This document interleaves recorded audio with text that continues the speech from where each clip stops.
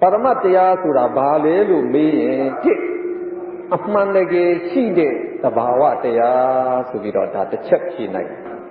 နောက်ဒုတိယတစ်ချက်ကဒီပါရမတ်တရားတွေဟာသူတို့ရဲ့ပင်ကိုယ်သဘောကနေပြီးတော့ဘယ်တော့မှမဖောက်မပြန်ဘူးအမြဲတက်မှမှန်ကန်နေတယ်ဒါကြောင့်သူတို့ကိုမြတ်တဲ့အမျက်သဘောလို့နာမည်ပေးပါတယ်ဒါဒုတိယအချက်ကဲဒါလို့ဆိုရင်ပညာကဘာလဲနောက်တစ်ပိုက်မှာပြထားတယ်ပညာသည်လူတို့သမုတ်ခေါ်ဝေါ်ထားသောဝေါဟာရများဖြစ်၏တဲ့တကယ်စီစစ်လိုက်တော့အမှန်တကယ်ရှိနိုင်တဲ့တရားကပါရမတ္ထတရား၄ပါးစိတ်ရဲ့စေတသိက်ရဲ့ရုပ်ရဲ့နိဗ္ဗာန်ရဲ့ဗျာစိတ်ကတစ်ခုတည်းရှိအာယုံကိုသိတတ်တဲ့သဘောတရားတဲ့မြတ်စွာဘုရားစိတ်ကိုတင်ပြောယုံတယ်မကဘူးစေတသိက်တဲ့ဗျာစေတသိက်ကဘာလို့စိတ်၌မှီတွေ့၍စိတ်ကိုခြေလေနေတဲ့သဘောတရားတွေတဲ့ကဲနောက်တစ်ခုကရုပ်ကဘာလို့အပူအေးစားတဲ့စကျင်တဲ့အကြောင်းတွေကြောင့်ဖောက်ပြန်တတ်တဲ့သဘောဖောက်ပြန်နေဆိုတာပြောင်းလဲတတ်တာကိုပဲဖောက်ပြန်တယ်လို့တော့ခေါ်လိုက်တာပါကဲနောက်တစ်ခုနိဗ္ဗာန်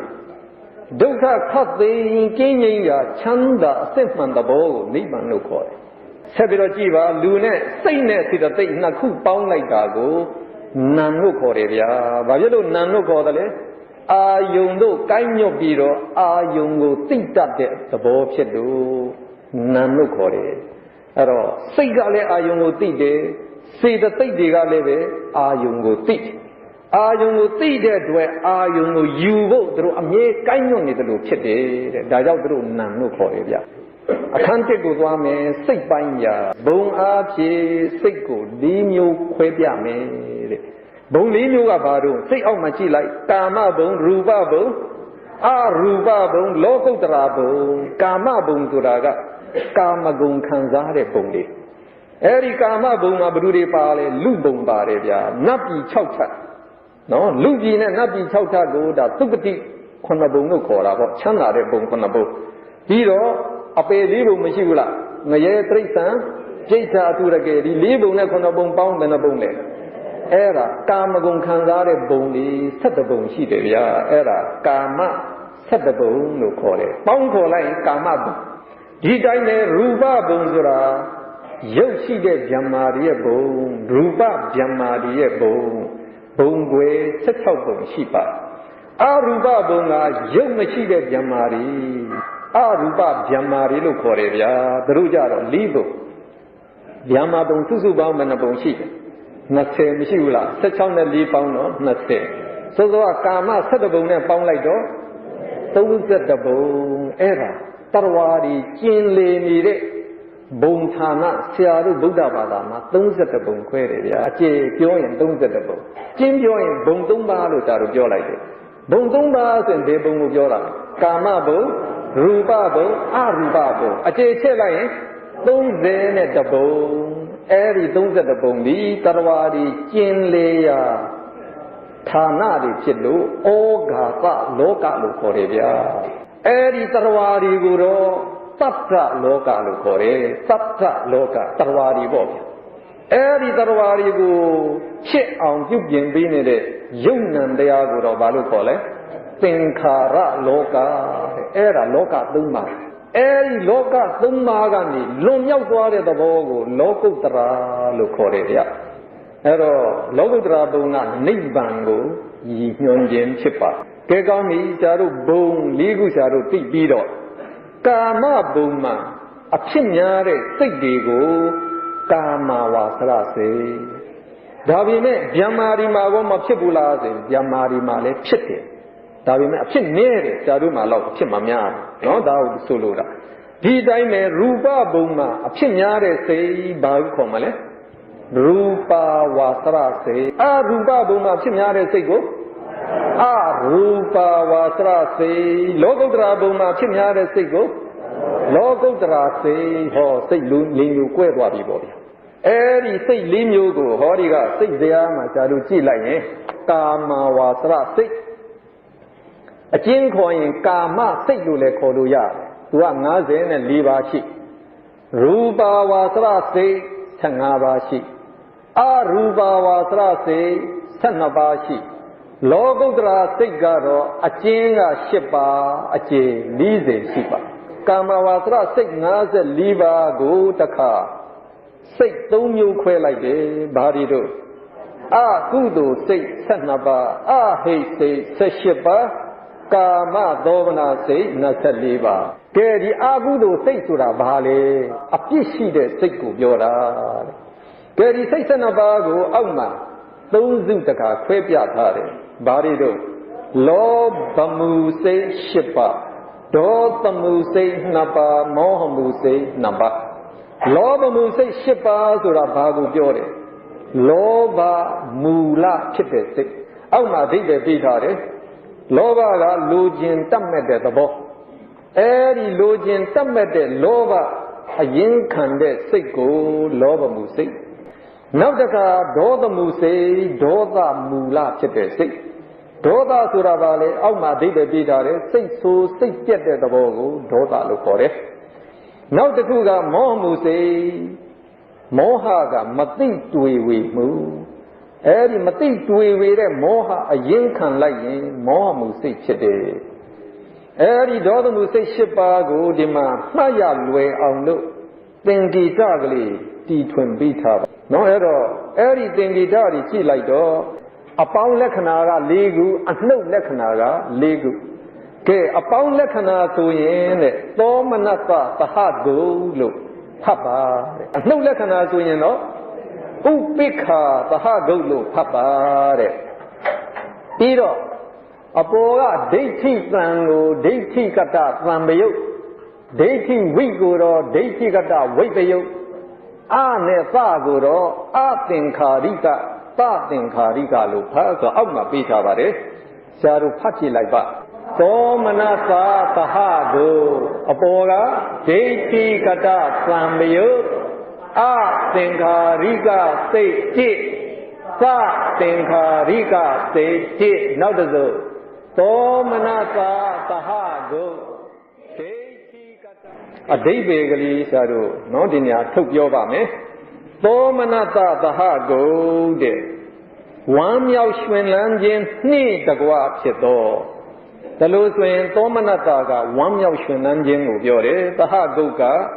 အတူတကွဖြစ်တာကိုပြောတာအဲ့တော့ဒီလောဘစိတ်ဖြစ်သွားတဲ့အခါဝမ်းမြောက်ဝမ်းသာဖြစ်သွားရင်ဒါကိုသောမနတသဟဂုတ်လို့ခေါ်တယ်နော်ဟောဥပိ္ပခာသဟဂုတ်ဆိုတော့ဝမ်းမြောက်ဝမ်းနေမဖြစ်ပဲဒိဋ္ဌိကတသံမယုတ်ဒိဋ္ဌိဆိုတာအယူမှားခြင်းဒိဋ္ဌိကိုဆိုလိုပါတယ်သံပယုတ်ဆိုတာရှင်တာကိုပြောတာနော်ကဲနောက်တစ်ခုကဒိဋ္ဌိကတဝိပယုတ်ဝိပယုတ်ဆိုတာမရှင်ဘူးဒိဋ္ဌိမရှင်ဘူးအဲ့တော့ကံကံရဲ့ကျိုးနော်ကိုသူကယုံနေတယ်ဆိုရင်ဒါဆိုရင်တော့ဒိဋ္ဌိမရှင်ဘူးလို့ခေါ်တာပေါ့ပြီးတော့တကအသင်္ခါရိကစိတ်ဆိုတာကတိုက်တွန်းပြုပြင်မှုမှာပါပဲအလိုလျောက်ဖြစ်သောစိတ်ထက်မြက်တဲ့စိတ်ကိုပြောတာ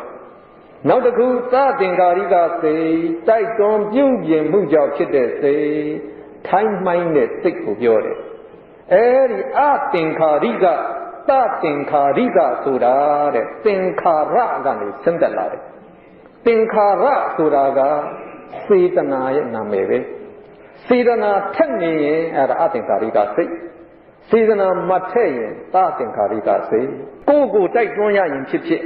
သူများတိုက်တွန်းလို့ဖြစ်ဖြစ်အဲ့ဒီတော့မှကိုကလိုချင်နေဖြစ်လာရင်ဒါသသင်္ခါရိကစိတ်အဲ့ဒါလို့ရှင်းမျိုးခွဲလိုက်ပါဒေါသမှုစိတ်2ပါးတဲ့အဲ့တော့သင်္ကိတတွေကိုဆရာတို့ခရီးဝိပြောင်းထားလိုက်တယ်ခရီးဝိကိုဘာလို့ခေါ်ရမလဲဆိုရင်ဒေါမနတသဟကိုတဲ့ပြီးတော့အပေါ်ကပฏิဃသံမယုတ်တဲ့အသင်္ကာရိကစိတ်သသင်္ကာရိကစိတ်ခုနကအတိုင်းပါပဲတစ်ကဒေါမနတသဟကိုပฏิဃသံမယုတ်အသင်္ကာရိကစိတ်ဒီနောက်တစ်ခုဒေါမနတသဟကိုပฏิဃသံမယုတ်သသင်္ကာရိကစိတ်ဒီအဓိပ္ပာယ်ကဒေါမနတသဟကိုစိတ်ဆင်းရဲခြင်းနှင့်တကွဖြစ်တော်ပြီးတော့ပฏิဃသံမယုတ်ဆိုတာအမျက်ဒေါသရှင်ရဲ့တဲ့ တတိကနဲ့ဒေါသနဲ့အတိတ်ပဲတူတူပဲကဲဆရာတို့စာမျက်နှာ38ကြည့်လိုက်မောင်းမှုစိတ်နှစ်ပါးကိုအနှုတ်လက္ခဏာနဲ့ပဲပြထားတယ်ဒါကြောင့်ဥပိ္ပခာသဟကုလို့ခေါ်တာပေါ့ဝီဇိတံလို့ဘာလို့ခေါ်မလဲအောက်မှာပြီးထားတယ်ဝီဇိကိစ္စသံမယုတ်စေဥဒ္ဒစ္စသံလို့ဘယ်လိုခေါ်မလဲဥဒ္ဒစ္စသံမယုတ်စေကဲစိတ်နှစ်ခုလုံးဖတ်ကြည့်လိုက်မယ်ဥပိ္ပခာသဟကုဝီဇိကိစ္စသံမယုတ်စေတိ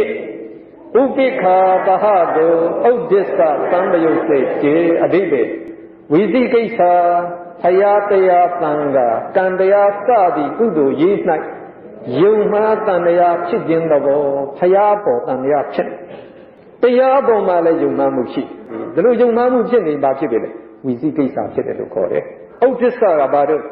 အာယုံမျိုးမျိုးစိတ်ပြလွေခြင်းသဘောမောမှုစိတ်နှစ်ပါးကတစ်ခုနဲ့တစ်ခုဘသူကပိုထက်တယ်ပိုမထက်ဘူးလို့ပြောเสียနှိုင်းเสียမရှိတဲ့အတွက်အသင်္ခါရိကပသင်္ခါရိကလို့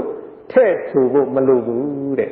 နှစ်ခုလုံးကတူတူလောက်ပဲမထက်တာချင်းဖြစ်နေကြတော့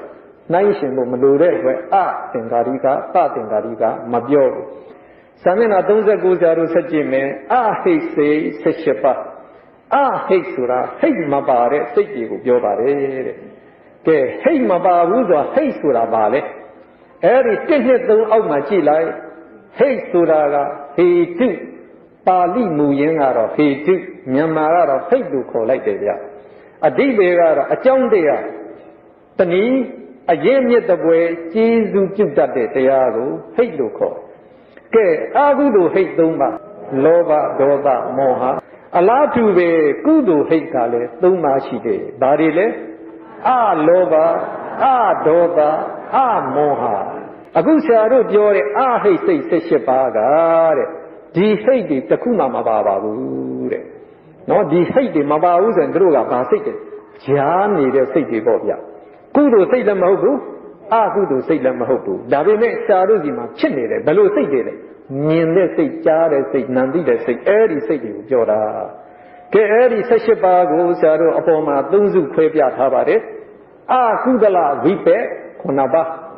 အဟိကုသလဝိပက်10ပါးအဟိကရိယာ3ပါးပေါင်းလိုက်18ပါးဖြစ်ပါကဲအကုသလဝိပက်9ပါးကိုအောက်မှာခေါင်းစဉ်ယူထားပါတယ်အဲ့တော့အကုသလဝိပက်ဆိုရင်အကုသိုလ်ကံဤအကျိုးဖြစ်တဲ့စိတ်9ပါးလို့သိပါကဲဒီစိတ်9ပါးကိုသင်္ကေတပေးထားတာကအနှုတ်လက္ခဏာက6ခုပါတယ်ပြီးတော့မှဘီပြောင်းပြန်ပေါ့ဗျာခုံကုန်းကလေးကတစ်ခုအဲ့ဒါကိုတော့ဒုက္ခသဟဂုတ်လို့ခေါ်ပါအနှုတ်လက္ခဏာတွေကတော့စောစောကအတိုင်းဥပိ္ပခာသဟဂုတ်လို့ခေါ်ပါဆက်သောဂာဇိကာတံတိဆိုတာကစိတ်နာမည်တွေရဲ့အစစကလုံးတွေဖြစ်ပါတယ်ကဲစိတ်နာမည်တွေဒီစရာအောက်မှာကြည့်လိုက်ကြဥပိ္ပခာသဟဂုတ်စက္ခုဝိညာဉ်စေနော်ဝိညာဉ်လို့မဖတ်ပါနဲ့ဝိညာဉ်လို့ဖတ်ပါကဲနောက်တစ်ခုဥပိ္ပခာသဟဂုတ်သောတာဝိညာဉ်စိတ်ဥပိ္ပခာသဟဂုတ်ဂာနဝိညာဉ်စိတ်ဥပိ္ပခာသဟဂုတ်ဇိဝဝိညာဉ်စိတ်အဲ့ဒါလဲဇိဝလို့မဖတ်နဲ့ဇိဝလို့ဖတ်ဒုက္ခသဟဂုတ်ကာယဝိညာဉ်စိတ်ဥပိ္ပခာသဟဂုတ်သံပတိထိုင်းစေဥပိ္ပခာသဟဂုတ်တံတိရဏစေကဲဒီစိတ်ရဲ့နာမည်ကိုဆရာတို့ဂွင်းကလေးနဲ့ပြထားစက္ခုဆိုတာကမျက်စိကိုပြောတယ်ဝိညာဉ်ဆိုတာစိတ်မျက်စိမှာဖြစ်သောစိတ်ပေါ့ဗျာဒါကိုမြင်သိစိတ်လို့ဆရာတို့ယူပါနော်ဆရာတို့မြင်သိစိတ်ဘယ်လိုလုပ်ဖြစ်တယ်လဲဆရာကိုမကြည့်ပဲနဲ့ဆရာကိုမြင်တဲ့စိတ်ဖြစ်ရလားဖြစ်ဘူးအဲ့တော့ဆရာရဲ့အစင်းပုံသဏ္ဍာန်ပေါ့ဗျာမျက်စိအကြည့်ရုပ်မှာလာထင်ရင်ဆရာတို့ကမြင်တာကိုမြင်သိစိတ်ဖြစ်တယ်အဲ့ဒါကိုဆရာတို့ကမိจิตချစ်တဲ့ဥပမာနဲ့နှိုင်းတယ်မိจิตဆံကိုအတိုက်ဓာတ်လို့ခေါ်တယ်ဗျမိจิตအိမ်မှာတုတ်ထားတဲ့ရန်ကိုတော့အခန္ဓာချစ်လိုက်တော့ရှယ်ဆိုမိတောက်လာတယ်အဲ့ဒါအပွင့်ဓာတ်လို့ခေါ်တယ်နော်အဲ့ဒီမိအပွင့်ဓာတ်ကမိจิตဆံကနေပါလာတာလားမဟုတ်ဘူးမိจิตအိမ်မှာရှိနေတာလား ဘယ်လိုလုပ်ဖြစ်လာသလဲအတိုက်တနဲ့အခန္ဓာနဲ့ပွတ်တိုက်ရာကနေဖြစ်လာတယ်လို့ဆရာတို့ပြောတယ်ဒီတိုင်းပဲစကုန်မြင်တဲ့စိတ်ငကူကမရှိဘူးနော်ဆရာဆိုတဲ့အဆင်းကအတိုက်တအဆင်းယူပါယုံကအတိုက်တမျက်စိအကြည်ကအခန္ဓာဟောထိတိုက်တဲ့အခါထိတိုက်တဲ့နေရာမှာပဲအပွင့်ဓာတ်မြင်သိစိတ်ဖြစ်တယ်ဗျာ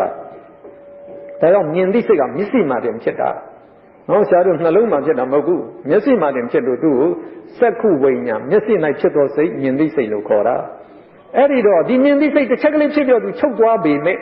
မချုပ်ခင်ကသူမြင်လိုက်တဲ့အာယုံကိုနောက်စိတ်ကိုလက်စိတ်ကမ်းသွားတယ်ဟေ့ဒီအာယုံဒါဆိုတော့ပြီးသွားတာအဲ့ဒီလက်စိတ်ကမ်းရတဲ့စိတ်ကဘာတူလဲဒီကနံပါတ်6တမ္မတိဆိုင်စိတ်ပဲဒါကြောင့်သူ့ကိုအာယုံလက်ခံစိတ်လို့ဆရာတို့ပြောထားတာဟောသူမချုပ်မီသူကနောက်စိတ်ကိုလက်စိတ်ကမ်းသွားတယ်ဘာတူလဲဆိုရင်တန်တိရဏစိတ်အာယုံစူးစမ်းရတယ်တန်တိရဏကဒီအာယုံကောင်းကလားမကောင်းလားသူကစူးစမ်းတာစူးစမ်းပြီးသူလည်းချုပ်ပြန်ပြီမချုပ်ခင်သူကဘုရုဒီလက်စိတ်ကမ်းမလဲဆိုတော့ကဒီအာဟိကရိယာသုံးပါးမှာပါတဲ့မနောဒွါရဝိဇ္ဇံကလက်ခံအဲ့ဒါကိုလက်ခံပြီးတော့ကောင်းမကောင်းဆုံးဖြတ်ပေးတယ်ဗျာသူဆုံးဖြတ်ပြီးတဲ့အခါကျတော့မှဟာလှတယ်ပြီဆိုပြီးတော့ဆရာကသွားတတ်မဲ့တွေ့တာကအဲ့ဒါလောဘမှုစိတ်ဖြစ်တာဗျာဇာမျက်နှာ40မှာအဟိကုသလဝိပဿိ8ပါးအဟိဟိတ်မပါဘူးကုသလဝိပကုသိုလ်ရဲ့အကျိုးဖြစ်တဲ့စိတ်8ပါးကဲခုနကအတိုင်းပဲဗျာနော်ခုနကအတိုင်းဆိုပေမဲ့ဆရာတို့8ခုကလေးဖြစ်သွားတာပထမ4ခုကတူတူပဲပင်စမမြောက်နော်ဒီကာယဝိညာဉ်ကြတော့သောသောကတော့ဒုက္ခသဟကိုအခုကြတော့သင်္ကေတကဝီသင်္ကေတဖြစ်သွားပါဒုက္ခသဟကိုချမ်းသာခြင်းနဲ့တကွဖြစ်တယ်ကဲဆရာတို့ခေါ်တော့မယ်ဗျာဥပိ္ခာသဟကိုသက္ခုဝိညာဉ်စိတ်ဥပိ္ခာသဟကိုသောထဝိညာဉ်စိတ်ဥပိ္ခာသဟကိုဌာနဝိညာဉ်စိတ်ဥပိ္ခာသဟကိုဇိဝဝိညာဉ်စိတ်ဒုက္ခသဟကိုကာယဝိညာဉ်စိတ်ဥပိ္ခာသဟကိုသမ္မတိဆိုင်စိတ်ဥပိ္ခာသဟကိုတန်တိရဏစိတ်သောမနတသဟကို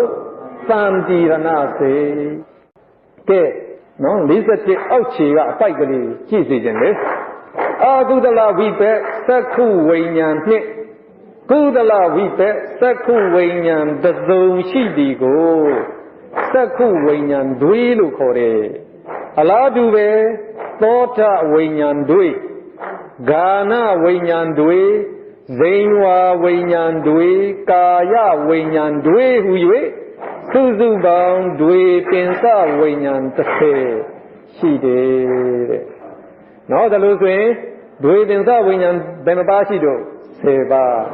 သံမရိဆိုင်ကရောဘယ်နှပါးတော့သံမရိဆိုင်နဲ့2ပါးမရှိဘူးလားသူလဲသံမရိဆိုင်တွေလို့ပြောလို့ရတယ်သံနိရဏစိတ်ဘယ်နှပါးရှိတော့3ပါးရှိတယ်3ပါးနဲ့ကသောမနတသံနိရဏစိတ်က1ပါးဥပိ္ခာသံနိရဏစိတ်က2ပါးကဲစာမျက်နှာ42အဟိကရိယာစိတ်3ပါးတဲ့အဟိဟိတ်မပါဘူးကရိယာစိတ်ဆိုတာကပြုကမျှသဘောဖြစ်တဲ့စိတ်တဲ့ဖြစ်ပြီလို့သူဖြစ်လိုက်တယ်ဒီစိတ်ဖြစ်ပြီးရင်ပြီးသွားတယ်ကံစွမ်းတတ်ပြီးမကြံမှုတယ်ဗျဟောဘုန်းကဝိပဿစိတ်တွေကလည်းပဲကံရဲ့အကျိုးကြောင့်သူတို့ဖြစ်ရတော့ဖြစ်ပြီးရင်သူတို့လည်းပြီးသွားတာပဲကံစွမ်းတတ်ပြီးမရှိတော့ဘူးအခုကရိယာစိတ်တွေကလည်းပဲဖြစ်ပြီလို့သူဖြစ်လိုက်တယ်ကံစွမ်းတတ်ပြီးမကြံရစ်ဘူးနော်ဒါကြောင့်သူတို့ကရိယာစိတ်လို့ခေါ်တယ်ကဲသင်္ကေတနဲ့အောက်ကနာမည်နဲ့တွဲဖတ်လိုက်အောင်ဥပိ္ခာသဟကိုပင်စဒွါရဝိဇ္ဇံစိတ်ဥပိ္ခာသဟကိုမနောဒွါရဝိဇ္ဇံစိတ်သောမနတသဟကိုဟတိတုပ္ပစေပင်စဒွါရဝိဇ္ဇံမျက်စိနာနာရှာကိုဒီဟုသောတကား၅ပေါင်း၌ထင်လာသည့်အာယုံများကိုဆင်ခြင်နှလုံးသွင်းတတ်သောစိတ်ကဲဒါသိရင်အောက်ကအဓိပ္ပာယ်သိတယ်မနောဒွါရဝိဇ္ဇံနော်မနောဒွါရဆိုတာစိတ်တကားပေါက်စိတ်တကားပေါက်မှာထင်လာတဲ့အာယုံကိုဆင်ခြင်နှလုံးသွင်းတတ်တဲ့စိတ်ဟာတိတုပ္ပစိတ်က မြတ်စွာဘုရားနဲ့ယဟန္တာတွေပြုံးရတဲ့စိတ်ပြုံးရတဲ့အခါဝမ်းမြောက်ရှင်လန်းခြင်းနဲ့တကွာဖြစ်လို့သူကအပေါင်းလက္ခဏာသောမနတလို့ပေးထားပါတယ်ဒီအဝိဇ္ဇံစိတ်နှစ်ပါးကတော့ဆင်ခြင်ကမျှသဘောဖြစ်တော့သူတို့ကဥပိ္ပခာသဟကုပဲဖြစ်ကြကဲအဲ့ဒီပင်စဒွါရဝိဇ္ဇံနဲ့မနောဒွါရဝိဇ္ဇံတွေရဲ့အရေးပါပုံကလေးပြဆရာတို့လူတစ်ယောက်မှာအပြင်ကအာယုံဝင်ရောက်နိုင်တဲ့တကားပေါက်6ပေါက်ရှိတယ်ဗျဘာတွေလဲမျက်စိနားနှာရှားကိုယ်စိတ်ကိုမနောဒွါရလို့ခေါ်တယ်နော်အဲ့တော့မနောဒွါရဒါစိတ်တကားပေါက်ခေါ်တာကိုကဲအခုဆရာဒီမှာရပ်နေတယ်ဗျာဆရာမျက်စိဖွင့်ထားတဲ့အတွက်ကြောင့်ဒီရှိမှရှိတဲ့လူအားလုံးရဲ့ပုံရိပ်ဆရာမျက်စိမှာထင်မနေဘူးလားထင်ပေမဲ့အားလုံးကိုဆရာတပြိုင်တည်းသိနိုင်စွမ်းရှိရလားမရှိဘူးတစ်ချိန်မှာတယောက်ပဲဆရာကနော်ဒါအာယုံယူတဲ့တယောက်တည်းဆရာကသိနိုင်တယ်ဟောဒီမြင်တဲ့အချိန်မှာပဲနားမှာကောအပန်းအာယုံမျိုးလားမထင်ဘူးလားနှာခေါင်းမှာလည်းအနံ့အာယုံမျိုးမထင်နိုင်ဘူးလားရှားမှာလည်းတရားလုံးတွေငုံတာရင်ခြုံတဲ့ရတာအချင်းတဲ့ရတာလည်းမထင်ဘူးလားဟောရှားတို့ထိုင်းနေတော့အထီးတွေ့အာယုံကလည်းထင်နေတာပဲစိတ်တကားပေါက်မှာလည်းပဲဟောအိမ်အကြောင်းကိုစိတ်ကူးလိုက်ရင်ဒါစိတ်ကူးအာယုံကအလားထင်တာကိုအဲ့တော့ဒီအာယုံကတပြိုင်တည်းကိုလာပြီးတော့မထင်နိုင်ဘူးလားထင်နိုင်လို့ဒီတပြိုင်တည်းလာထင်လို့တပြိုင်တည်းဆရာတို့သိရမယ်ဆိုရင်သိနိုင်ပါဆရာတို့ရေဒီယိုမှာအတန်လှိုင်းလာရိုက်တဲ့ကရိယာantenna လို့ဆရာတို့ခေါ်တယ်အဲ့ဒီ antenna မှာအတန်နှိရုံအမျိုးမျိုးကအတန်ဒီတပြိုင်နဲ့လာရိုက်နေတယ်ဆိုတာမသိကြဘူးလားသိကြမှန်းဆရာတို့ဘယ်လိုလုပ်သိလဲမြန်မာအတန်မီတာထားလိုက်31မီတာမြန်မာအတန်ထွက်လာဟုတ်လားနယူးဒေလီမီတာသွားထားလိုက်ရင်ကလားအတန်ထွက်လာပီကင်းမီတာသွားထားလိုက်ရင်တရုတ်တန်ထွက်မယ် BBC မီတာသွားထားရင်အင်္ဂလိပ်အတန်ထွက်တယ်အဲ့တော့တစ်ချိန်နဲ့တစ်ပြိုင်နဲ့တို့ကလာရိုက်နေတာသိကြနေတာပဲတစ်ပြိုင်နဲ့လာရိုက်လို့ဒီအတန်တွေတစ်ပြိုင်နဲ့ထင်ရသဒန်းဆိုရင်ဘာတန်ချာတို့ကြားတရုတ်ကလားမြန်မာအင်္ဂလိပ်အကုန်ရောထားတဲ့အတန်ဆိုတော့တဲပဲကွယ်သိနိုင်တော့မလားမသိတော့ဘူးအဲ့ဒါတစ်ခုချင်းသိအောင်ဆိုပြီးတော့ဆရာတို့လှိုင်းရွေးတဲ့ကိရိယာမတတ်ပေးထားဘူးလားအဲ့ဒါလေဆရာတို့လူတစ်ယောက်မှလည်းအဲ့ဒါပဲဗျာဒီအာယုန်ကြီးချိန်လုံးမှသူကလာထင်တယ်တစ်ချိန်တည်းမှာပဲလာထင်နိုင်တယ်တခုချင်းခွဲခြားသိနိုင်အောင်ဘယ်လိုလုပ်ပေးလဲအဲ့ဒီပင်စဒွါရဝိဇ္ဇံမနောဒွါရဝိဇ္ဇံလုပ်ပေးတာဗျာဒီတိုင်းဆိုသူမကြားဘူးရိုက်နေပါစေဟောပင်စဒွါရဝိဇ္ဇံဟိဘာအတန်လဲလို့သူသင်ကျင်လိုက်ရင်ဟောသောတာဝိညာဉ်ကြားသိသိရဒါကြောင့်အာယုန်တစ်ခုစီသိအောင်သူတို့မလုပ်ပေးဘူးလားအေးဒါကြောင့်သူတို့လည်းအရေးပါတယ်လို့ဆရာတို့ပြောရတယ်စာမျက်နှာ43ကာမသောဗနာစိတ်24ပါးအဓိပ္ပာယ်အောက်မှာပေးထားတယ်ကာမဘုံ၌အများအားဖြင့်ဖြစ်တတ်တဲ့တည်တဲ့စိတ်တွေကိုကာမသောဗနာစိတ်လို့ခေါ်တယ်သောဗနာဆိုတာတည်တဲ့ပြောတာပဲတည်တဲ့စိတ်တည်တယ်ဆိုတော့အပြစ်ကင်းတယ်အပြစ်မရှိဘူးအပြစ်မရှိတော့ဆိုတော့တို့ကကုသိုလ်စိတ်ကြီးလို့ကျွန်တော်တို့မှတ်ယူနိုင်ပါအဲ့ဒီစိတ်24ပါးကို3စုခွဲပါတယ်မဟာကုသိုလ်စိတ်7ပါးမဟာဝိပဿစိတ်7ပါးမဟာကရိယာစိတ်7ပါးမဟာကုသိုလ်စိတ်7ပါးကဘယ်ပုဂ္ဂိုလ်ဒီမှာဖြစ်တယ်လဲယဟန္တာမဟုတ်သေးတဲ့ပုဂ္ဂိုလ်ဒီကုသိုလ်ပြုတဲ့အခါဖြစ်တဲ့စိတ်တွေတဲ့မဟာဝိပဿစိတ်7ပါးကတော့ရှေးကုသိုလ်ကံရဲ့အကျိုးကြောင့်ဒီဘဝမှာကျွန်တော်တို့ဒီမှာဖြစ်နေတဲ့စိတ်ကြီးဖြစ်ပါတယ်မဟာကရိယာစိတ်7ပါးကတော့ယဟန္တာပုဂ္ဂိုလ်ဒီကုသိုလ်ပြုတဲ့အခါဖြစ်တဲ့စိတ်တွေဖြစ်ပါအဲဒီစိတ်3စုအ내ကမဟာကုသိုလ်စိတ်7ပါးကိုအလယ်မှာခေါင်းစဉ်အဖြစ်ယူထားပါအဲဒီကသင်္ကေတကိုကြည့်လိုက်တဲ့အခါမဟာကုသိုလ်စိတ်7ပါးဒီဇာတ်မှာလည်းကြည့်နိုင်ပါတယ်မဟာကုသိုလ်စိတ်7ပါးရဲ့သင်္ကေတတွေဟာစောစောကလောဘမှုစိတ်7ပါးရဲ့သင်္ကေတအတိုင်းပဲဒါကြောင့်နာမည်ခေါ်တဲ့အခါကျတော့လည်းပဲဆရာတို့ဒီအတိုင်းပဲခေါ်တယ်ဒိဋ္ဌိနေရာမှာဆရာတို့ညာဏလို့ပြောင်းလိုက်တာတခုကဲဒါလို့ဆိုရင်နာမည်လေးဖတ်ပြီးတော့ဆရာတို့ကြက်လိုက်ပါမယ်သောမနတသဟကုညာဏတံပယုတ်အသင်္ခါရိကစိတ်တေတသင်္ခါရိကစိတ်တေ ကဲဆရာတို့မဟာကုသိုလ်စိတ်၈ပါးပြီးတော့စာမျက်နှာ44အလယ်မှာမဟာဝိပဿစိတ်၈ပါးဆရာတို့ပြီးပါတယ်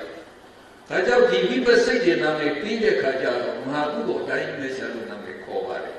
တူတူပဲအဲ့တော့ဒီလိုစင်ဘယ်လိုလုပ်ခွဲကြလဲဒါကဒါမဟာဝိပဿဒါမဟာကုသိုလ်လို့ဒီမှာဆရာတို့ခွဲပြထားတယ်နော်ဆရာတို့စိတ်ပြောတဲ့ခါကျရင်ဘယ်လိုပြောမလဲမကောမနာတာသာတို့ဉာဏတံပြုတ်အသင်္ခါရိကမဟာကုသိုလ်စိတ်နဲ့နော်ကောင်းမှုလုပ်ရင်သူ့ရဲ့အကျိုးကောမနာတာသာတို့ဉာဏတံပြုတ်အသင်္ခါရိကမဟာဝိပဿစိတ်အဲ့ဒါအကျိုးအနေနဲ့ရတယ်ဗျအဲ့တော့ဆရာတို့ကကောမနာတာစိတ်နဲ့ကုသိုလ်လုပ်ထားရင်ကောမနာတာစိတ်နဲ့အဲ့ဒါကိုကသွားပြီးတော့နော်ဘဝတည်ဖြစ်တာလို့အဲ့ဒါလို့ဒီဝိပဿစိတ်ရဲ့တလုံးဒီတလုံးဖြစ်သွားတဲ့အခါမှာပထမဆုံးဖြစ်တဲ့ဝိပဿစိတ်ကိုပဋိသန္ဓေစိတ်လို့ခေါ်တယ်ပဋိသန္ဓေတီအောင်လုပ်တဲ့စိတ်ပေါ့ဗျာနောက်ဖြစ်သွားတဲ့စိတ်ကြီးကိုတော့ဘဝင်စိတ်လို့ခေါ်တယ်အဲ့ဒီဘဝင်စိတ်ကတော့အသက်ဆက်ရှင်အောင်လုပ်ပြီးတဲ့စိတ်ပဲဒီခန္ဓာ၅ပါးခန္ဓာအစဉ်မပြတ်အောင်နော်အကျိုးပေးတဲ့စိတ်အဲ့ဒါဘဝင်စိတ်နော်မွေးကလေးကတစ်သက်လုံးဖြစ်နေမှာနောက်ဆုံးဖြစ်တဲ့စိတ်ကတော့သူဖြစ်ပြီးပြေးမှာဟုတ်အဲ့ဒီစိတ်ကိုတော့သုတိစိတ်လို့ခေါ်ပါတယ်ဒါကြောင့်မဟာဝိပဿစိတ်တွေကဘာအနေနဲ့အကျိုးအဆောင်ရတယ်လို့ပြောရင်ပရိသန္တိစိတ်ဘဝင်စိတ်သုတိစိတ်အနေနဲ့ဆောင်ရတယ်ဗျာကဲယဟန္တာတွေလည်းကုသိုလ်ကောင်းမှုလုပ်ပါတယ်အဲ့တော့သူတို့ကြတဲ့ကုသိုလ်စိတ်မှာဖြစ်ဖို့ကရိယာစိတ်ဖြစ်တယ်အဲ့ဒီမှာကရိယာစိတ်၈ပါးလည်းနာမည်ခေါ်တော့တူတူပဲဒီမှာကုသိုလ်စိတ်၈ပါးခေါ်တဲ့ဒီအတိုင်းနာမည်ကောမနာတသာကုဉာဏတံပြုတ်အသင်္ကာရိကမဟာကရိယာစိတ်သသင်္ကာရိကမဟာကရိယာစိတ်တဲ့လိုခေါ်တော့ပါတယ်ကဲဒါလို့ဆိုရင်ရှားတို့နော်ဒီကာပြီးတော့အာဟိစိတ်က18ပါးရတော့30အဲ့တော့30နဲ့အခု24နဲ့ပေါင်းတော့ဘယ်လောက်ရလဲဒီကာမဂုဏ်မှာနော်အဖြစ်များတဲ့စိတ်54ပါးအဲ့ဒီ54ပါးနဲ့ကဟာတိတုပ္ပစိတ်ကဘုရားယဟန္တာရဲ့ပြုံးရတဲ့စိတ်ယဟန္တာမှာပဲဖြစ်နိုင်တယ်အလားတူပဲဒီကရိယာစိတ်10ပါးကလည်းဘုရားယဟန္တာမှာပဲဖြစ်နိုင်ပါတယ်ဒါကြောင့်ဆရာတို့တာမန်ပုထုဇဉ်တွေမှာစိတ်ဘယ်နှပါးဖြစ်နိုင်တယ်လို့မေးရင်ဘယ်နဲ့ဖြေမလဲအဲဒီကာမစိတ်54ထဲကဒီ9ပါးလို့ပေါ့ဗျာကြံတဲ့45ပါးဖြစ်တယ်လို့တလူသိပါနော်ရပြီနော်ကဲတလူဆိုရင်ဆရာတို့နောက်တစ်စိတ်တက်ပါမယ်စာမျက်နှာ45အောက်ခြေမှာပြထားတယ်အဲဒီစိတ်15ပါးကိုလည်းဆရာတို့3စုညီညီခွဲတယ်ဒီမှာလိုပဲကုသိုလ်ဝိပက္ခရိယာဒီမှာလည်းကုသိုလ်ဝိပက္ခရိယာအဲ့တော့ရူပဝါစစိတ်ဆိုတော့သူတို့ဘယ်လိုနာမည်ပေးမလဲရူပဝါစကုသိုလ်စိတ်5ပါးရူပဝါစဝိပဿစိတ်5ပါးရူပဝါစကရိယာစိတ်5ပါးနော်နံပါတ်1ရူပဝါစကုသိုလ်စိတ်5ပါးဒီရူပဇံနော်ဒါရတဲ့ပုရုဇဉ်နဲ့တိခါပုဂ္ဂိုလ်တို့ဤရူပဇံကုသိုလ်စိတ်များအဲ့တော့တိခါပုဂ္ဂိုလ်ဆိုတာသောတာပန်တတတအနာဂံကိုပြောပါတယ်နော်ယဟန္တာမဟုတ်သေးတဲ့အရိယာတွေဒါတိခါပုဂ္ဂိုလ်လို့ခေါ်လိုက်တယ်အဲ့တော့ယဟန္တာမဟုတ်သေးတဲ့ပုဂ္ဂိုလ်ပေါ့ဗျာဘယ်သူမဆိုပဲအဲ့ဒီဇံရအောင်အားထုတ်နိုင်ရဆိုရင်ဒီရူပဝါစကုသိုလ်ဇံ၅ပါးချနိုင်တယ်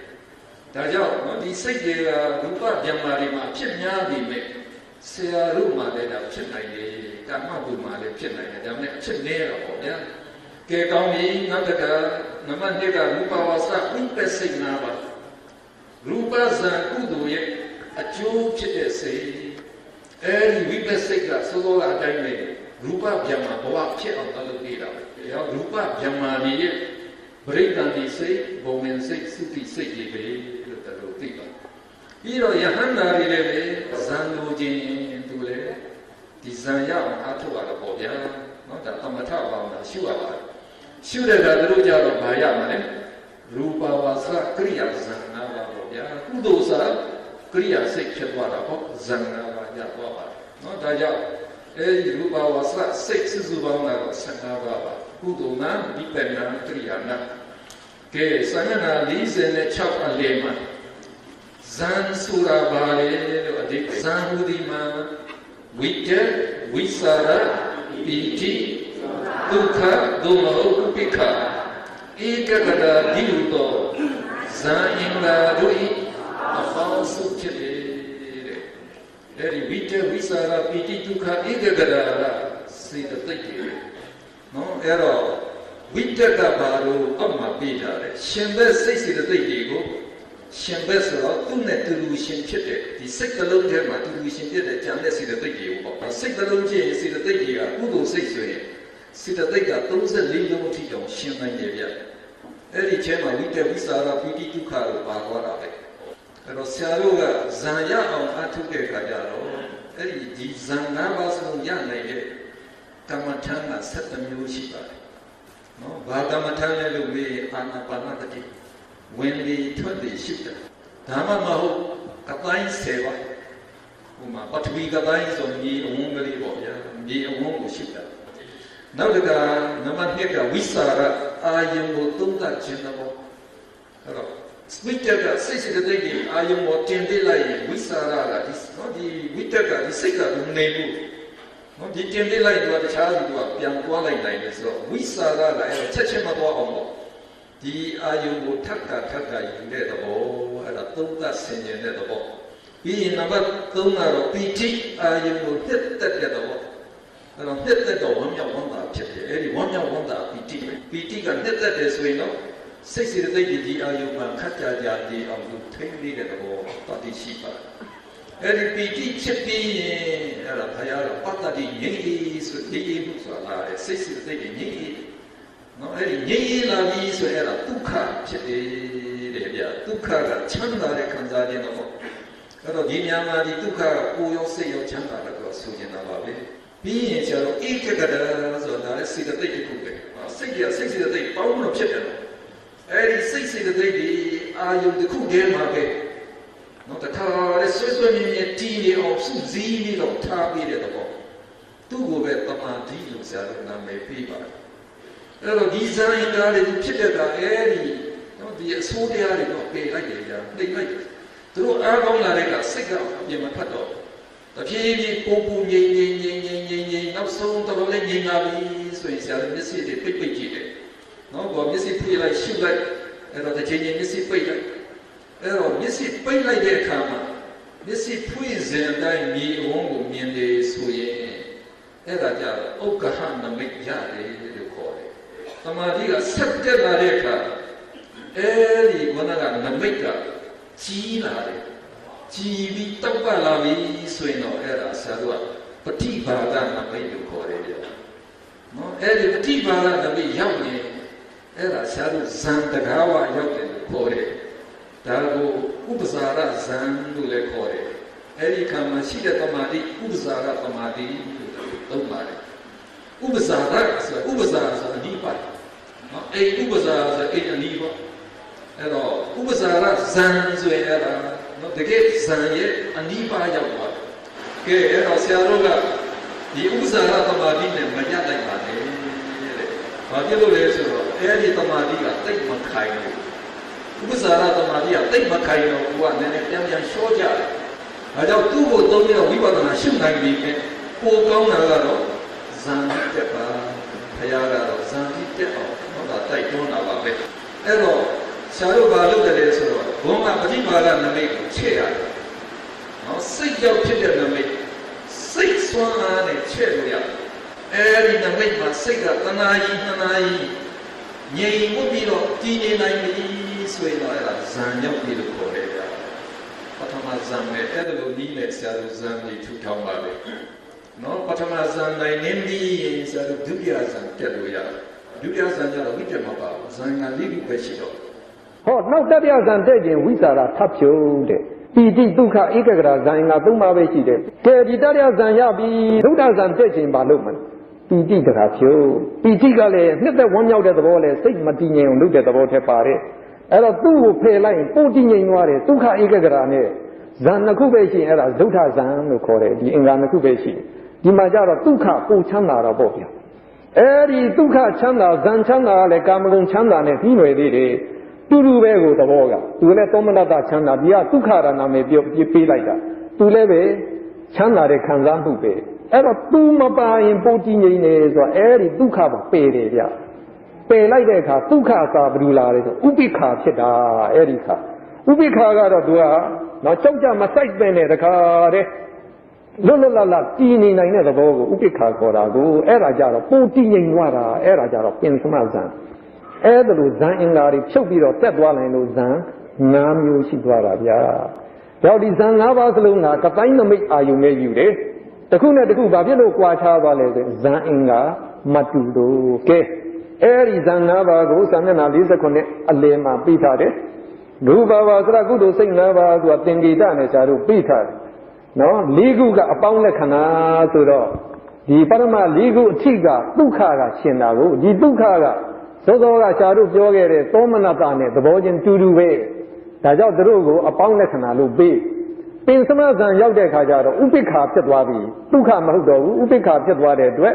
ဥပိ္ပခာသာဟဂုတ်ဆိုဒီကအမှုလက္ခဏာတိုင်းပဲစာတို့ပေးပါတယ်ပြီးတော့ဒီကတက်ကဝိကျက်ဇာဝိတာရပီတိဒုက္ခဧကဂတာဇံအင်္ဂါ၅ပါးဖြစ်ပါတယ်ပထမဒုတိယတတိယသုထပင်စမကတော့ဇံနာမေရီဖြစ်ပါတယ်ကဲစာတို့ခေါ်ကြည့်အောင်နံပါတ်1ကိုခေါ်ကြည့်မယ်ဝိတဝိစာရပီတိဒုက္ခဧကဂတာဇံအင်္ဂါ၅ပါးနဲ့ပြည့်စုံသောပထမဇံကုသိုလ်စိတ်နော်ဒီကရူပဝါစရကုသိုလ်ဇံ၅ပါးရဲ့နာမည်ဖြစ်ပါတယ်အောက်မှာစာတို့ဆက်ပြီးတော့ပြထားတာရူပဝါစရဝိပဿိတ်၅ပါးရူပဝါစရကရိယာစိတ်၅ပါးတို့ကိုအထက်ပါအမည်အတိုင်းပဲခေါ်ပါတဲ့ကုသိုလ်စိတ်နေရာမှာဝိပဿိတ်တို့မဟုတ်ကရိယာစိတ်လို့ပြောင်းလဲပေးဖို့ပဲလိုပါဒါလို့ဆိုရင်ရူပဝါစရစိတ်15ပါးပြည့်မသွားဘူးလားကဲပြီးရင်အရူပဝါစရစိတ်12ပါးတက်မယ်သူတို့လည်းပဲဂုဏ်အတိုင်း3စုပဲဝိပကရိယာကုသိုလ်ညီခွဲတော့4ပါးစီဖြစ်တာပေါ့အရူပဇံစိတ်ညာဖြစ်ပေါ်လာပုံဆရာတို့နည်းနည်းကြည့်လိုက်အဲ့ဒီပရမတပိုက်လေးဖတ်ကြည့်မယ်ဗျရူပဝါစရပင်စမဇံကိုကောင်းစွာလိကြည့်ထားပြီးတော့သူသည်ယုတ်ခန္ဓာ၏အဖြစ်ကိုမြင်၍ယုတ်နှင့်မဆက်ဆံသောအရူပဇံကိုအလိုရှိသောကုကတိုင်းနမိတ်ကိုလစ်လူရှုလျက်အာကာသဟူသည့်ကောင်းကင်ပညာကိုအာယုံပြုကာဘာဝနာပွားများရ၏ဇံသောကြသည့်အခါအာကာသကိုအာယုံပြုသောအာကာသနိင်္စာယရဏကုသိုလ်စိတ်ဖြစ်၏အဲ့ဒါပထမအရူပဇံစိတ်ပဲဖြစ်ပါအာကာသကိုအာယုံယူတဲ့အတွက်သူ့ဘာလို့ခေါ်လဲအာကာသနိင်္စာယရဏကုသိုလ်စိတ်လို့ခေါ်လိုက်ကဲဒုတိယပိုက်စာတို့တက်မယ်ထို့နောက်တစ်ဖန်အာဂါသနိင်္စာယရဏစိတ်ကိုပါဠိလိုဝိညာဉ်လို့ခေါ်တယ်အဲ့ဒီဝိညာဉ်ကိုအာယုံယူပြီးတော့ဘာဝနာဆက်ပွားရင်ဇံသောကြသည့်အခါဝိညာဉ်နိင်္စာယရဏကုသိုလ်စိတ်ဖြစ်တယ်ဝိညာဉ်ကိုအာယုံယူလို့သူ့နာမည်ပါပေးလိုက်တယ်ဝိညာဉ်နိင်္စာယရဏကုသိုလ်စိတ်ကဲနောက်တစ်ခုထို့နောက်တစ်ဖန်အာဂါသနိင်္စာယရဏစိတ်ဤစိုးစင်မြမရှိခြင်းဟူသောနတ္ထိဘောပညာကိုအာယုံပြုလျက်ဘာဝနာဆက်ပွားလျင်ဇံရောက်သည့်အခါအာကိဉ္စင်ညာယရဏကုသိုလ်စိတ်ဖြစ်၏ကဲနောက်တစ်ပိုက်ဤတတ္တယရူပဝိညာဉ်ဆိုတာကတတ္တယအရူပဇံစိတ်ကိုပြောတာပဲစောစောကဇံစိတ်ကိုပြောတာပဲတနည်းပြပြောရင်အာကိဉ္စင်ညာယရဏစိတ်ကိုအာယုံပြု၍နောက်ထပ်တစ်ဆင့်ညှိသောဇံတို့ရောက်အောင်ဘာဝနာဆက်ပွားသောနေဝတင်ညာနာတင်ညာယရဏကုသိုလ်စိတ်ဖြစ်၏ဤစိတ်သည်တင်ညာရှိသည်လည်းမဟုတ်တင်ညာမရှိသည်လည်းမဟုတ်ဟုဆိုရလောက်အောင်အလွန်သိမ်မွေ့တဲ့ဇံဖြစ်၏တဲ့ကဲနာမည်လေးခေါ်တာလက်ဝဲဘက်မှာပြီးထားတာလေးခေါ်ကြည့်ရအောင်နံပါတ်1ဥပိ္ပခာဧကဂတဇံအင်္ဂါ2ပါးနဲ့ပြည့်စုံသော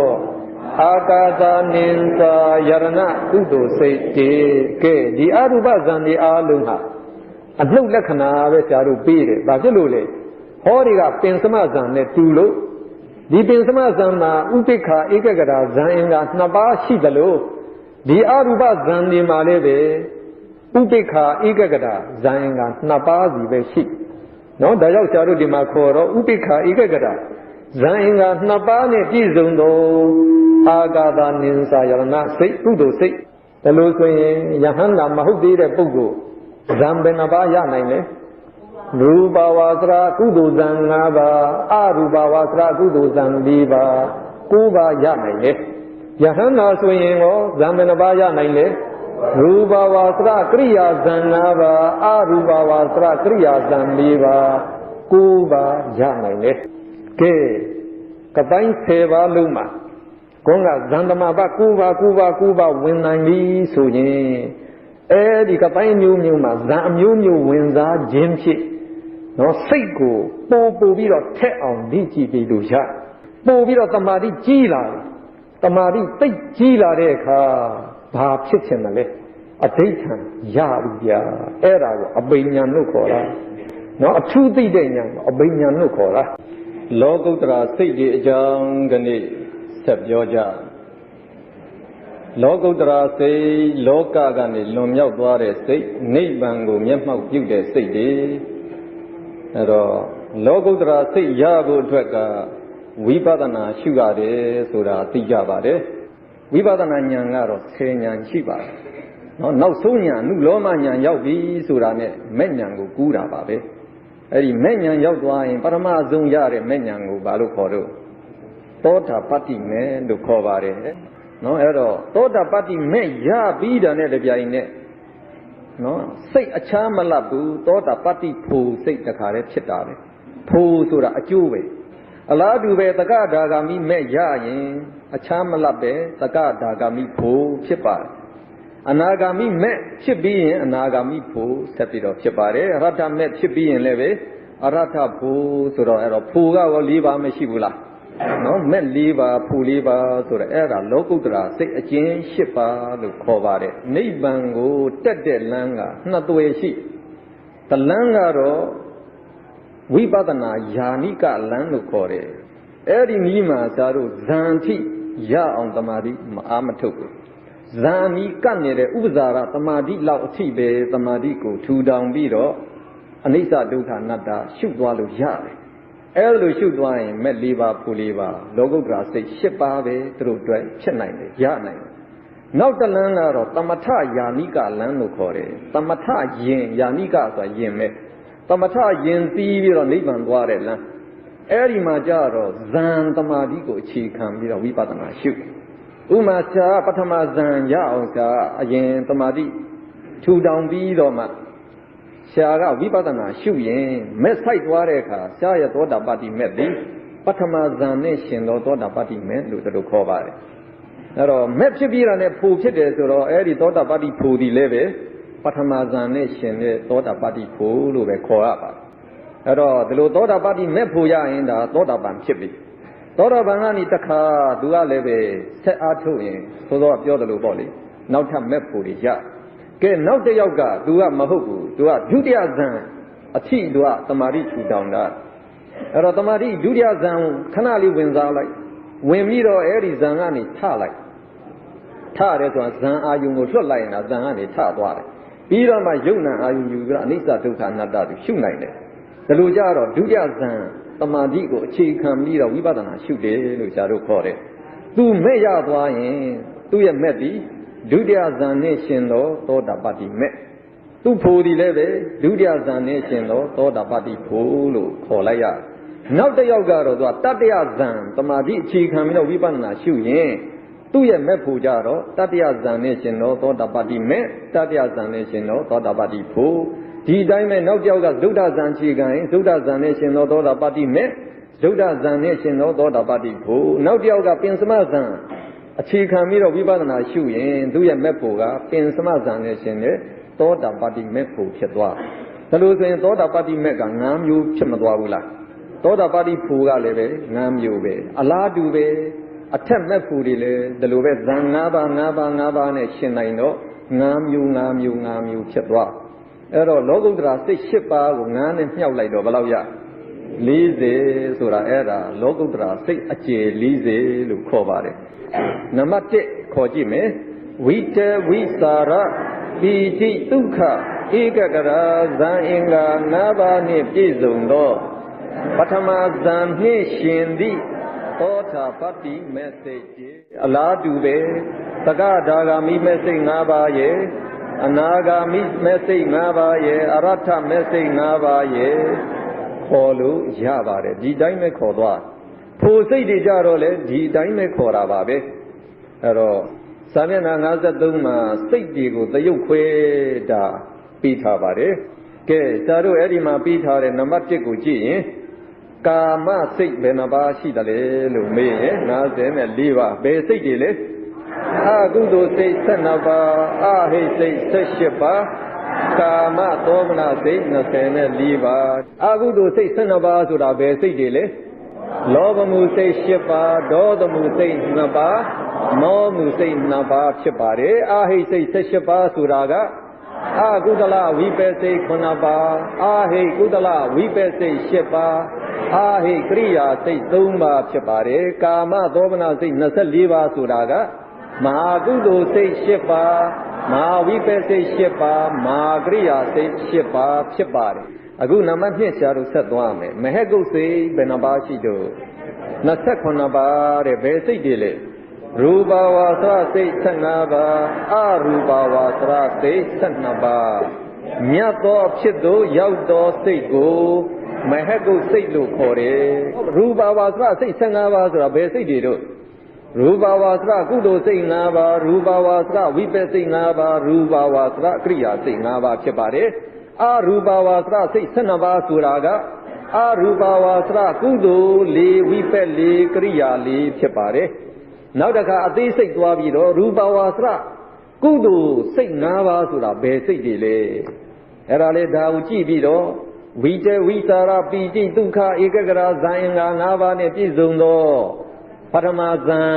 ကုသိုလ်စိတ်ဒီအဲ့ဒါလို့ကိုကထူသွားနိုင်ရနော်ကဲနောက်နံပါတ်3ဆရာတို့သွားပါလောကီစိတ်ဘယ်နှပါးရှိတယ်လဲ80နဲ့တော့ပါဘယ်စိတ်တွေကိုလောကီစိတ်လို့ခေါ်တယ်လဲ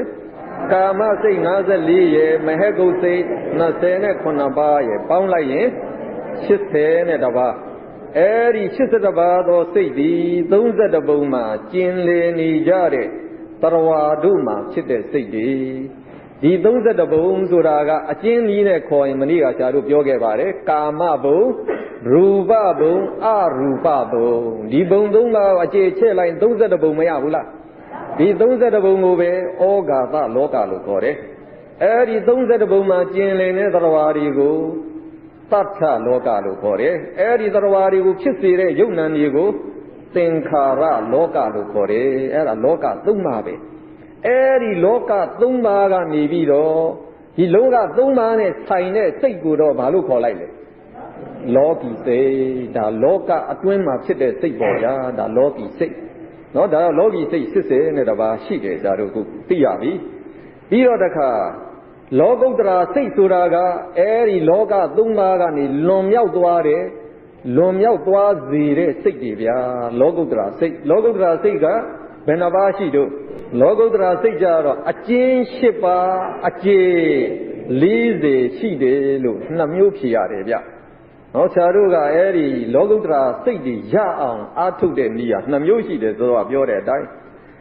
ဝိပဿနာယာနိကနီးနဲ့သွားရင်လောကုတ္တရာစိတ်က8ပါးပဲရတယ်သမထယာနိကနီးနဲ့သွားရင်သူက40ဖြစ်သွားတယ်ဒါစိတ်ကအကျဉ်းကျေဘယ်မှာကွဲသွားတယ်လဲဆိုရင်လောကုတ္တရာစိတ်မှာကွဲသွားတာပဲနော်ဒါရည်တွက်နီး2မျိုးရှိတယ်လို့ဆရာတို့သိပါကဲအဲ့တော့နောက်နံပါတ်4တခုဆရာတို့သွားမယ်နံပါတ်4စိတ်အကျဉ်း89ပါးဆိုတာကဘယ်စိတ်တွေလို့လောကီစိတ်82ပါးရဲ့လောကုတ္တရာစိတ်အကျဉ်း8ပါးရဲ့ပေါင်းလိုက်ရင်ဒါစိတ်အကျဉ်း89ရသွား89ဆိုတော့90ကြည့်ဖို့တစ်ခုကလေးလိုနေဗျာအဲ့ဒါမှတ်ရလွယ်အောင်လို့စာထဲမှာစိတ်တစ်ခုရုပ်90ရှိပြီလို့ဒါလိုပြောတာတစ်ခုရုပ်90ဆိုတာ90တစ်ခုရုပ်လျော့သည်လို့အဓိပ္ပာယ်ရတာအဲ့ဒီရုပ်ကရပက်လက်တစ်ချောင်းငင်တတရုပ်လျော့လို့ပြောတာကဲနောက်နံပါတ်5ကတော့စိတ်အကျေဘယ်နှပါးတုံးဆိုတော့120နဲ့တပါးဘယ်လိုလုပ်ရလဲဒီကလောကီစိတ်82ပါးကိုလောကုတ္တရာအကျေ40နဲ့ပေါင်းရင်ဒါစိတ်အကျေ120နဲ့တပါးကဲနောက်တစ်ခါနံပါတ်6ကအသောပနာစိတ်ဆိုတာမတိတယ်တဲ့စိတ်မတိတယ်တဲ့စိတ်ဘယ်နှပါးတုံး30ဘယ်စိတ်တွေလဲ အာကုသိုလ်စိတ်12ပါးနဲ့အာဟိစိတ်18ပါးပေါင်း30ဖြစ်ပါတယ်အာကုသိုလ်စိတ်တွေဟာတဲ့အပြစ်ရှိတဲ့အတွက်ကြောင့်မတိတွေကြဘူးအဲ့တော့အာကုသိုလ်စိတ်ကမတိတွေဘူးဆိုတာထင်ရှားပါတယ်ဟောအာဟိစိတ်တွေဟာတဲ့ကောင်းတဲ့ဟိတ်တွေမရှင်တဲ့အတွက်မတိတွေဘူးလို့ဒီမှာသတ်မှတ်လိုက်တာပါအဲ့တော့မတိတွေဘူးလို့ပြောလိုက်တဲ့ဟာကအပြစ်ရှိတယ်လို့မဆိုဘူးယုံညတယ်လို့လည်းမဆိုဘူးအဲ့တော့ဒီအာဟိစိတ်တွေကတချို့ကမင်းမင်းနေတယ်နော်ဒီမဟာကရိယာစိတ်10ပါးပြီးတော့ဒီကအာဟိကရိယာ3ပါးဒါယဟန္တာနဲ့ဖယားပစ္စည်းကဗုဒ္ဓတွေမှာပဲဖြစ်တဲ့စိတ်ကိုပြီးတော့တို့ကနေပြီးတော့ဒီမှာပြောတာဒါတွေကမတိတယ်ဘူးဆိုပြီးတော့ကတဲ့ဒီအာဟိစိတ်တွေဘာဖြစ်လို့ဖယားယဟန္တာမှာသွားဖြစ်ရတာလဲတချို့ကဒါလိုမေးတာအဲ့တော့ဒီကဘာဖြစ်လို့ဖြစ်တယ်ဆိုတော့ဒီမှာကြည့်လိုက်ရင်သက္ကုဝိညာဉ်သောတဝိညာဉ်ဂါနဝိညာဉ်ဇိဝဝိညာဉ်ကာယဝိညာဉ်ဆိုတာတွေကအာယုံ၅ပါးကိုသိဖို့လိုတဲ့စိတ်တွေပဲအာယုံ၅ပါးကိုသိရမယ်စိတ်တွေအဲ့တော့မြတ်စွာဘုရားနဲ့ယဟန္တာတွေအာယုံ၅ပါးသိဖို့မလိုဘူးလားအစင်းအတန်နာရတာအထိတွေသူတို့လည်းသိဖို့လိုတာပဲလိုတဲ့အတွက်ဒါဖြစ်တာပဲအဲ့တော့ဒီစိတ်တွေမှာကုန်းကတိတဲ့ဟိတ်ကောင်းတဲ့ဟိတ်တွေမပါဘူးအလောဘအဒေါသအမောဟမပါဘူးမပါလို့သူ့ကိုဒါအသောမနာစိတ်တို့နာမည်ပြလိုက်တာပဲသတ်မှတ်လိုက်တာပဲဒါကြောင့်နော်ဒါအသောမနာဆိုပြီးတော့လည်းပဲဖယားယဟန္တာမှာလည်းသူတို့ဖြစ်နိုင်ပါတယ်ဆိုတာဟာဒါသိထားပါကဲနောက်တစ်ခုဆရာတို့မတိရတဲ့စိတ်အသောမနာစိတ်30ရှိခဲ့ရင်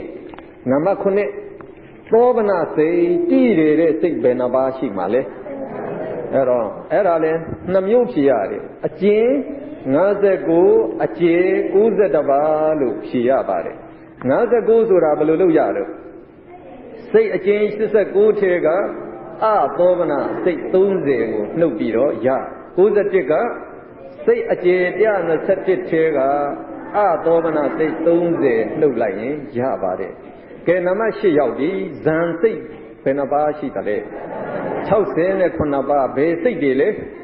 မဟကုတ်စိတ်29ပါးလောကုတ္တရာစိတ်အကျေ40ဒီစိတ်လောကုတ္တရာအကျေ40ကဇန်သမာဓိနဲ့ရှင်တဲ့စိတ်တွေဖြစ်လို့သူတို့ကိုလောကုတ္တရာဇန်လို့ဆရာတို့ခေါ်လိုက်တယ်ဒီ40ဒီကမဟကုတ်စိတ်29ပါးလောကုတ္တရာဇန်က40နှစ်ရပ်ပေါင်းတော့69ဖြစ်ပါ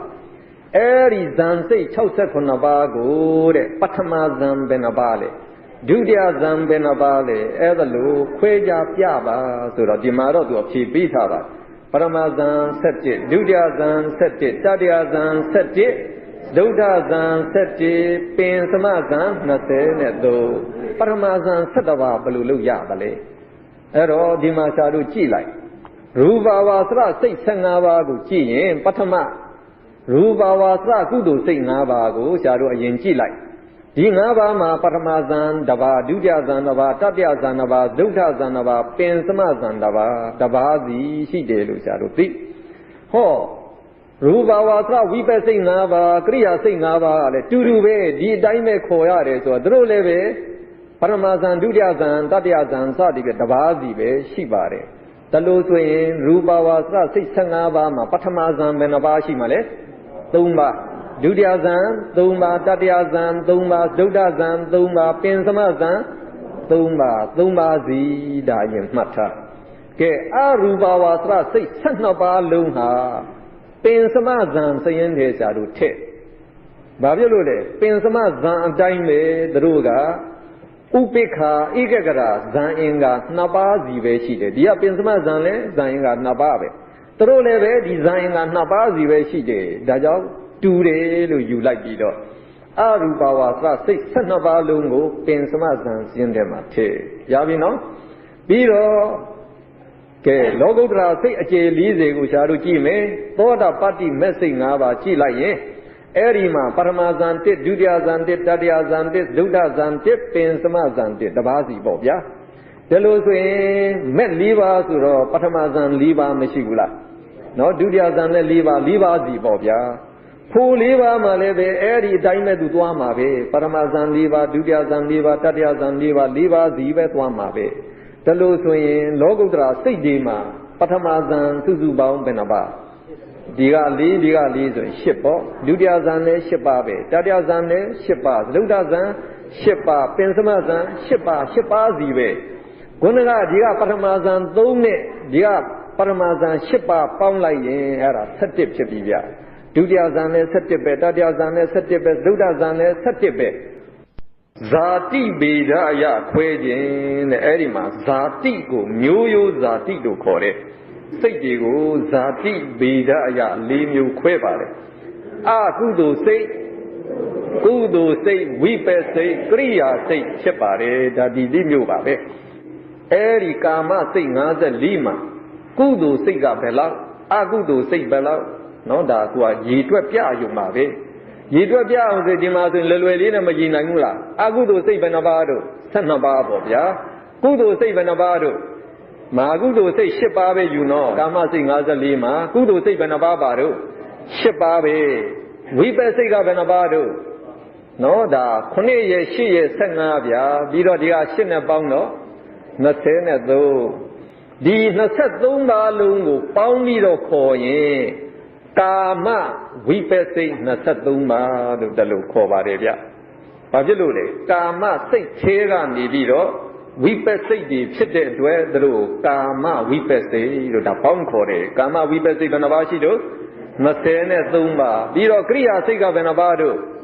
အဟိကရိယာက3ပါးမဟာကရိယာက10ပါးပေါင်းလိုက်ရင်17ပါးအဲ့ဒါကိုလေကာမကရိယာစိတ်17ပါးရှိသည်လို့ပြောနိုင်တယ်မဟက်ကုတ်စိတ်29ပါးကိုလည်းအလားတူခွဲပေးပါကုသိုလ်စိတ်ဒီက9ဒီက4ပေါင်းတော့9ပါပေါင်းပြီးတော့ခေါ်ရင်ဘယ်လိုခေါ်မလဲမဟက်ကုတ်စိတ်သေးကကုသိုလ်စိတ်တွေဖြစ်တဲ့အတွက်မဟက်ကုတ်ကုသိုလ်စိတ်အတူပဲဝိပဿစိတ်ကလည်း9ပါးမနေဘူးလားကရိယာစိတ်ကလည်း9ပါးပဲဗျနော်ဒါကြောင့်မဟက်ကုတ်ဝိပဿစိတ်9ပါးမဟက်ကုတ်ကရိယာစိတ်9ပါးရှိသည်လို့တလို့ဖြေရပါကဲနောက်တစ်ခါဒီနှစ်ခုပေါင်းလိုက်ကာမစိတ်54ရယ်မဟက်ကုတ်စိတ်29ရယ်ပေါင်းလိုက်ဘယ်လောက်ရမလဲလောကီစိတ်81ကဲအဲ့ဒီမှာအကုသိုလ်စိတ်ဘယ်နှပါလဲ12ပဲကုသိုလ်စိတ်ကစောစောကမဟာကုသိုလ်က8ပြာကာမကုသိုလ်သူကဒီကမဟက်ကုတ်ကုသိုလ်က9 8နဲ့9ပေါင်းတော့19အဲ့ဒီ19ကိုလောကီစိတ်သေးကကုသိုလ်စိတ်19ပါးဖြစ်တဲ့အတွက်သူ့ကိုဘာခေါ်မလဲလောကီကုသိုလ်စိတ်19ပါးလို့အဲ့ဒါလို့သိပါနော်ဒါလောကီစိတ်လောကီကုသိုလ်စိတ်ဘယ်နှပါးရှိတယ်လဲလို့မေးရင်ဒါ19ပါးဘယ်စိတ်တွေလဲလို့မေးရင်မဟာကုသိုလ်က8ရူပဝါစကုသိုလ်9အရူပဝါစကုသိုလ်စိတ်4ပါးလို့အဲ့ဒါလို့ဖြေရမှာနော်ကဲဝိပဿစိတ်ကောဘယ်နှပါးတို့စောစောကကာမဝိပဿ23မဟက်ကုတ်ဝိပဿက9ပေါင်းလိုက်ရင်32ပါးဒါကြောင့်လောကီဝိပဿစိတ်ဘယ်နှပါးရှိတယ်လဲ32ပါးဘယ်စိတ်တွေလဲလို့ပြောရင်ဒါအကုသလဝိပဿ9အဟိကုသလဝိပဿ10မဟာဝိပဿ10ရူပဝါစဝိပဿ9အရူပဝါစဝိပဿ4လို့အဲ့ဒါလို့ကိုကပြောနိုင်ရမှာပေါ့ဗျာကဲကရိယာစိတ်ကောဘယ်နှပါးရှိလဲဒီက3နဲ့8ပေါင်းက17အခုဒီက9နဲ့ပေါင်းရင်20အဲ့တော့လောကီကရိယာစိတ်20ရှိပြီကဲဆရာတို့လောကုတ္တရာအကျဉ်း8ပါးနဲ့ထပ်ပေါင်းတယ်ထပ်ပေါင်းလိုက်ရင်စိတ်အကျဉ်း89ဖြစ်သွားပြီ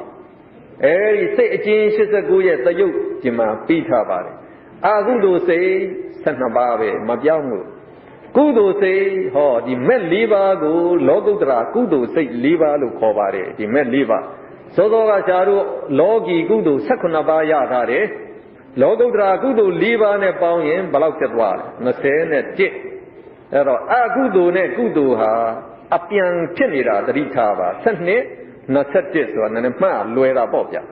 ပြီးတော့တခါဝိပဿစိတ်မှာခေါဏကလောကီဝိပဿစိတ်32ဟောလောကုတ္တရာဝိပဿဒါကုသိုလ်ရဲ့အကျိုးဖြစ်လို့ဝိပဿလို့ခေါ်တယ်ခုစိတ်တွေကိုဝိပဿစိတ်လို့ခေါ်တယ်ဒီ၄ပါးနဲ့ပေါင်းတော့ဘယ်လောက်ရ36ကရိယာစိတ်ကမပြောင်းဘူး20ပဲနော်ဒါစိတ်အကျဉ်းသရုပ်ခွဲလိုက်ဒီမှာပြထားတဲ့အတိုင်းပဲကဲစိတ်အကျေဒီအကျဉ်း8ပါးမယူနဲ့ အကျေ40ယူပြီးတော့တရုတ်ခွဲဆိုတော့အာလုံးဘယ်လောက်ဖြစ်သွားမလဲစိတ်အကျေ121ကိုတရုတ်ခွဲနေပါတယ်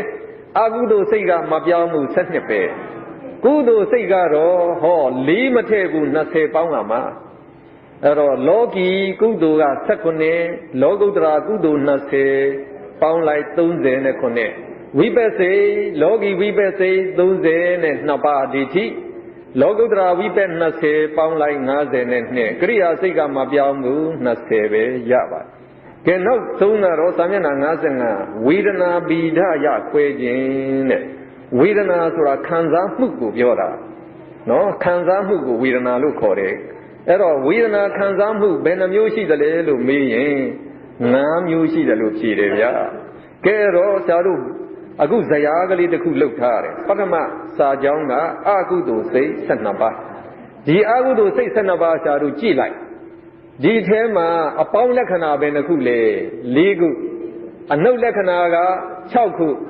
ခရေပွေးက2ခုနော်အဲ့တော့အပေါင်းလက္ခဏာကဘာကိုပြောတော့သောမနတဝေဒနာဒါသောမနတဝေဒနာနဲ့ရှင်တဲ့စိတ်4ပါးဒေါမနတဝေဒနာနဲ့ရှင်တဲ့စိတ်က2ပါးဥပိ္ပခာဝေဒနာနဲ့ရှင်တဲ့စိတ်က6ပါးနောက်တစ်ကြောင်းဆင်းမယ်အာဟိစိတ်18ပါးဒီအာဟိစိတ်18ပါးကြည့်လိုက်ရင်အပေါင်းလက္ခဏာပဲနှစ်ခုတွေ့တယ်2ခုတည်းတွေ့တယ်နော်ပြီးတော့ဒုက္ခက1ဒုက္ခက1ပြီးတော့အနှုတ်လက္ခဏာက14ခုတွေ့ရပါတယ်ကဲဒါလို့ဆိုရင်ဒီကြားထဲမှာဇာတို့ဖြည့်လို့ရပြီအပေါင်းက2ခုဆိုတော့သောမနတ2ပေါ့ဒေါမနတမရှိဘူးဥပိ္ပခအနှုတ်လက္ခဏာက14ဒုက္ခက1ဒုက္ခ1ကဲနောက်တစ်ကြောင်းကာမသောမနစိတ်24ပါးဒီစိတ်24ပါးကိုသရုပ်ခွဲမယ်အဲ့တော့ဆရာတို့ကြည့်လိုက်တော့ဒီမှာအပေါင်းလက္ခဏာနော်ဒီကတဝက်စီသွားတာကို444ဆိုတော့4 3 12အနှုတ်ကလည်း12ကဲဒါဖြင့်ဇရာတဲ့ထပ်ဖြည့်သောမနတ12ဥပိ္ပခာ12အဲ့ဒီထိဆရာတို့ပေါင်းလိုက်တယ်ပေါင်းလိုက်တော့လက်ဝဲဘက်မှာစိတ်54ကဒီစိတ်3မျိုးပေါင်းတယ်ဆိုတော့ကဒီစိတ်54ဒီဘာဖြစ်မလဲကာမစိတ်54ပဲအဲ့ဒီအထဲမှာသောမနတဝေဒနာနဲ့ရှင်တဲ့စိတ်ဘယ်နှပါ18ပါးနော်ဒေါမနတသဟဂုတ်စိတ်က2ပါးဥပိ္ပခာသဟဂုတ်စိတ်က32ပါးဒုက္ခသဟဂုတ်1ဒုက္ခသဟဂုတ်1ကဲအပေါ်ကဇရာထပ်ဆက်မယ်ဗျာနောက်တစ်ကြောင်းရှားတို့သွားတော့မဟက်ဂုတ်စိတ်28ပါးကိုသရုပ်ခွဲရမယ်ဒီမဟက်ဂုတ်စိတ်28ပါးရှားတို့ကြည့်လိုက်တော့အပေါင်းလက္ခဏာပဲနှစ်ခုတွေ့တော့4 3 12ပဲအနှုတ်လက္ခဏာကတော့ဒီမှာ3တော့အောက်မှာ12ဆိုတာ15ရှိတယ်ကဲဒါဖြင့်ဇရာတဲ့ထပ်ဖြည့်သောမနတ12ဥပိ္ပခာ15သောသောကအရေးအတွက်နဲ့ပေါင်းမယ်လက်ဝဲဘက်မှာလောကီစိတ်82ပါးဖြစ်သွားပြီအဲ့ဒီထဲမှာသောမနတစိတ်30ဒေါမနတ2ဥပိ္ပခာစိတ်49ဒုက္ခ1ဒုက္ခ1ကဲအပေါ်ဇရာတကထပ်ဆက်မယ်လောကုတ္တရာအကျေ40ကိုသူတရုပ်ခွဲမယ်အကျေ8ပါးကိုတော့ဝေဒနာရစာတို့ခွဲလို့မရဘာဖြစ်လို့တုံးဆိုရင်အဲ့ဒီအကျဉ်းနီးနဲ့ရည်တွက်တဲ့မက်4ပါးဖို့4ပါးဟာတဲ့သောမနတစိတ်လည်းဖြစ်နိုင်တယ်တဲ့ဥပိ္ပခာသဟဂုတ်စိတ်လည်းဖြစ်နိုင်တယ်တဲ့အဲ့တော့2မျိုးလုံးဖြစ်နိုင်တဲ့အတွက်ဒီမှာအပေါင်းနှုတ်ဆိုပြီးတော့လက္ခဏာ2မျိုးပြီးထားအဲ့တော့ဒီနေရာမှာမကွဲပြားဘူးဆိုတဲ့သဘောပေါ့သောမနတလားဥပိ္ပခာလားဒါတိတိကျကျပြောလို့မရအကျေနီးမှာကြတော့ဒါတိတိကျကျပြောလို့ရကဲအကျေနီးကြည့်လိုက်တော့သောမနတဘယ်နှပါလဲဒီကအပေါင်း4 16ဒီကလည်း16နှစ်ရပ်ပေါင်း32အနှုတ်ကတော့8ပေါ့ဗျာအဲ့ဒါလေးထည့်ရေးလိုက်ရုံပဲသောမနတ32ဥပိ္ပခာ8ထပ်ပေါင်းစိတ်ကြေ121၌သောမနတ62ဒေါမနတ2ဥပိ္ပခာ55ဒုက္ခ1ဒုက္ခ1ကဲဒီထိရပြီလားဗျာနော်ရဆိုရင်စိတ်ပိုင်းကြည်ညက်ပြီလို့ဆိုနိုင်တယ်ဗျာ